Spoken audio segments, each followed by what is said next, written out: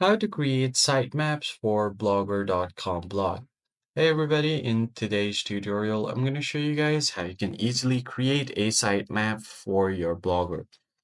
The first thing you're going to have to do is come to blogger.com and log into your account. As you can see, I've already logged in. So what I'm going to do next is I'm going to show you guys my blog. So if I tap on view blog, it's just an example blog. There's nothing here.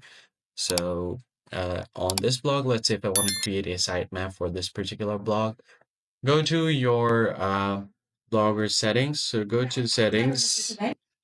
Once you get to the settings menu, just scroll down and here you're going to have to find something called crawlers and indexing.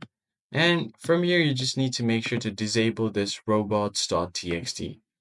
So if you disable this, what happens is when you go to your blog, you're going to have to edit this URL. So click on this URL option, and then you're going to type in slash and then type in robots.txt. And once you press enter, here it will generate a sitemap for you. So what you can do is just copy this and your sitemap will be generated.